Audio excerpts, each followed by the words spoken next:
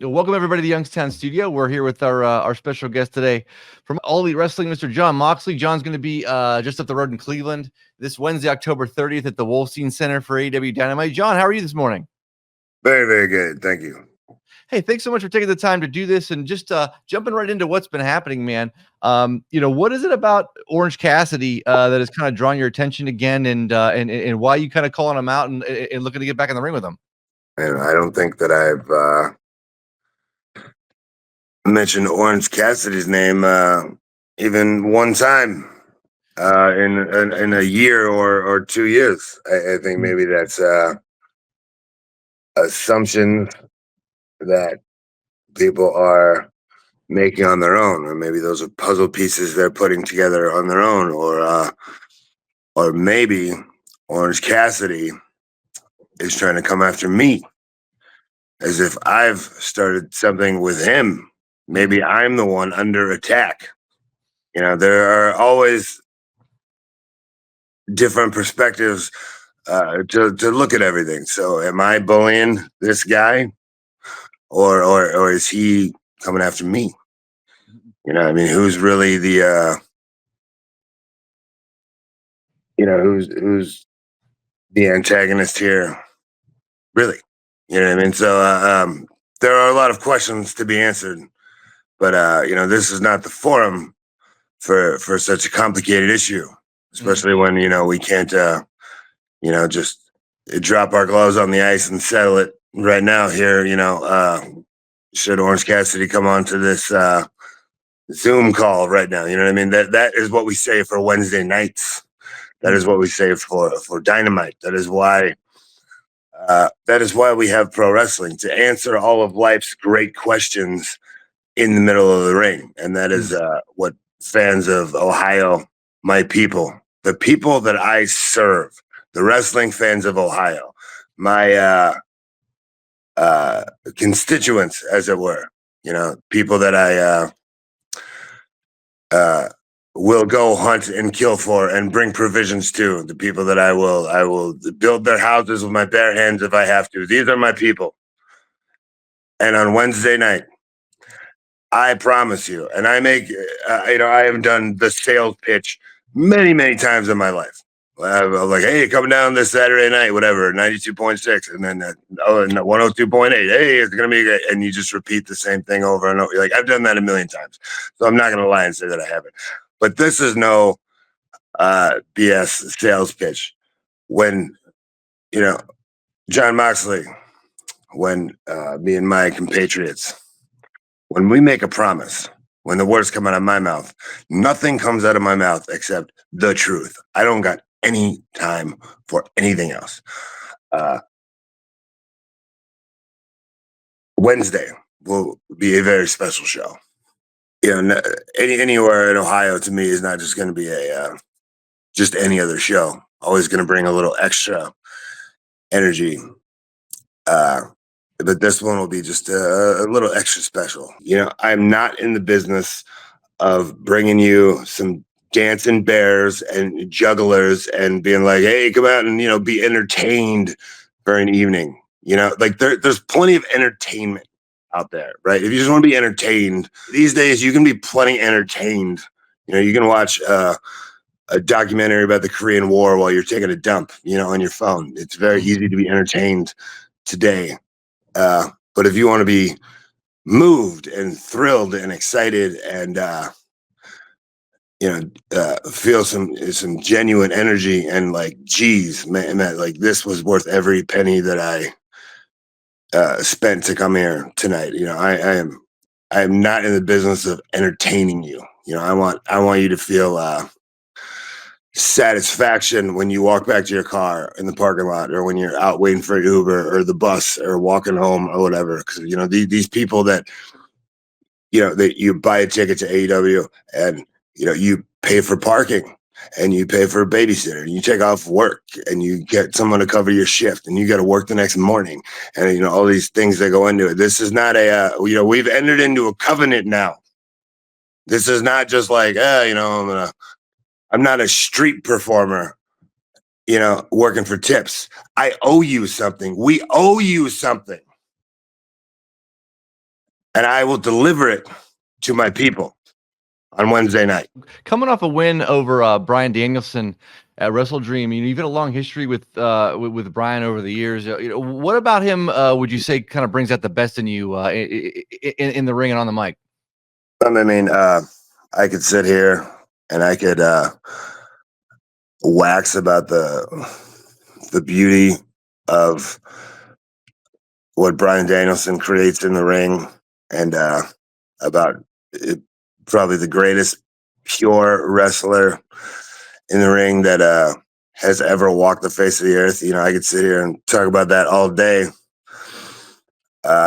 if that's what we were doing. And I was lucky enough to have been his opponent many times, but I was one of the even fewer people that was lucky enough to be his teammate and partner for a few years there, and to be on that side of it is an even bigger blessing and an even more special thing to be able to work alongside him and to learn everything that I could learn. All that being said, Bryan Danielson is not on the board anymore.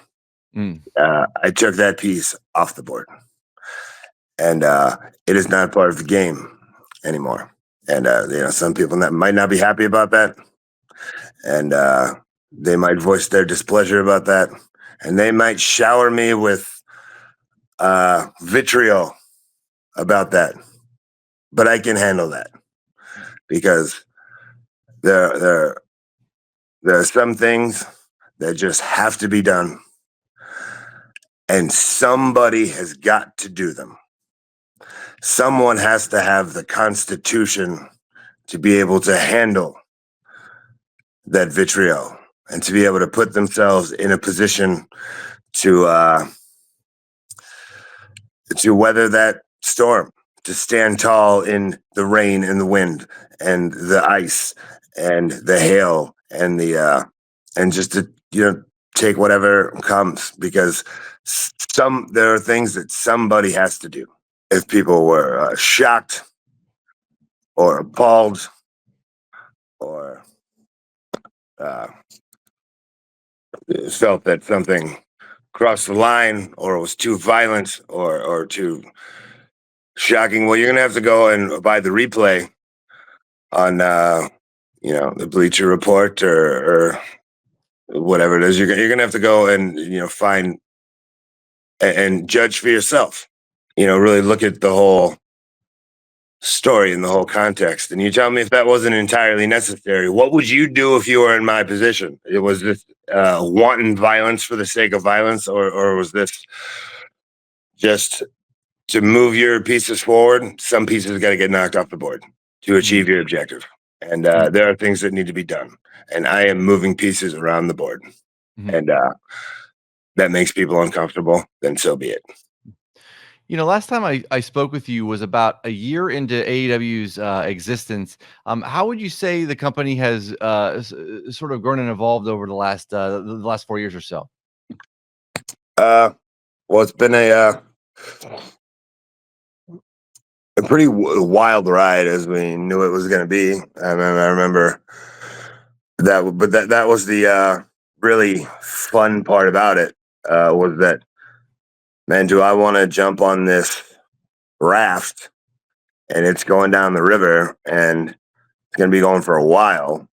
And we have absolutely, there's still water in view, but very soon we're going to go around the corner and there is some dark looming trees in the future, and literally anything could be down this river. We have no idea. There could be a waterfall, there could be crocodiles, there could be jaguars, there could be rapids and rocks, whirlpools, there could be sea monsters. We have no idea what's coming down the river. Do you want to hop on this boat or not? And that was a once in a lifetime opportunity. And sometimes you got to say, screw it and just hop in. And I remember talking to Jericho at the very beginning and be like, that this is so much fun because we have it's like Lewis and Clark going west. Like, we have absolutely no idea what's coming. And it might it might be wild, it might be great, it might be terrible, it might be something in between. It'll probably be a lot of both. So we just have no idea. So and then now, kind of it comes at you fast, and you duck when things are flying over your head, and you look at one thing, and then another thing pops up, and now with benefit of a little hindsight, and like, and kind of slow it down and go like, okay, well, look, where are we on this river? Like, you give me a map. Like, all right, let me pinpoint exactly where we are. I think I have a good sense of that right now, and it's actually quite fun. And when you look at it now, with still being, I mean, it's still a super young company. In wrestling, 5 years can seem like a really, really long time. But as far as like an organization or a successful company or any type of organization, it's extremely young. It's still a baby. Like my daughter's 3 years old. Like 3 years can seem like a long time if you look at it through one lens. But if you look at it through a different lens, it's like she's a 3-year-old. She's just barely existed yet. You know what I mean? And AEW is still basically a toddler, right? So it's wide open to mold it into whatever we want. There are no rules. There are no, much like my 3-year-old daughter. We got a whole person to grow into, and AEW is wide open. It's still a piece of clay. There's been a couple dents in it. There's a couple fingerprints in it. It's taken on a certain shape, but it's still just a lump of clay, which is a very exciting thing, because we can turn it into whatever we want, anything we could imagine. There is no rules, any rules of pro wrestling or rules of television or rules of that are being, we're putting those rules on ourselves, or they're in our imagination, or they're being dictated to us by somebody else, some outside force, somebody who's not who isn't part of the creative, who doesn't have their hands on the clay. So what, if you tune all that out and just look at the clay and use your imagination and go, what could we turn this into? Literally anything is possible. Not really concerned about what it is right now. I'm concerned about what could be 5 years from now, or 10 years from now, or 20 years from now. That is the exciting thing to me. But the journey of 1,000 miles, 1,000,000 miles, begins with a single step, and steps like Wednesday night. But when you do look back on it, and you got to look at the map and go like, okay, well, we've moved like an inch, and of a 1,000,000-mile journey. It's a giant map. You get all caught up in the moment and this and that, and people get very tunnel visioned into their worlds and everything. But we really step back and look. It's like, okay, this is pretty much exactly what you would have expected if you look at it just broadly. Like, this is pretty much exactly what we expected out of a new company in this environment, in this day and age, and so forth. And now, but now we have a new television deal. Now it'll be streaming on HBO Max, which brings out new opportunities. And there are, other opportunities and ideas and things. And, pro wrestling, this is another beautiful thing about it, is it's always changing and always evolving and always growing. And if you don't keep up with it, if you're not constantly learning, then you get left behind. Some of the smartest people in the business at one time, who thought they knew everything, stopped learning, and then 10 years later, 20 years later, they're so far behind they will never catch up. And we can never be like that. I will never be like that. That is, we want to be on the cutting edge and experimental. I'd rather be the first person to try something and it's messed up, and we all learn from that. I'd rather be the first person to show the world that, like, hey, you can't walk on water, you drown. Somebody had to try it first. Somebody had to dip their toe in and go, oh, God, no, it's not solid. It's not like dirt. You can't walk on that. Somebody's got to try it first. So I have no problem with us trying things like that. So to me, the future, to me, there's never been a more exciting time because the future is wide open to make it whatever we want to make it. If you just, have the, word you would use, the courage to walk the path and just, start seeing what happens, I got you, man. Well, John, hey, I know you're busy today, and so I'll let you go here. But anyway, thank you so very much again for the time, man. Looking forward to catching Dynamite on Wednesday in Cleveland, man. And yeah, again, thank you so much for the time, and best of luck for for the rest of this year and for the foreseeable future, man. No, thank you, man, very much.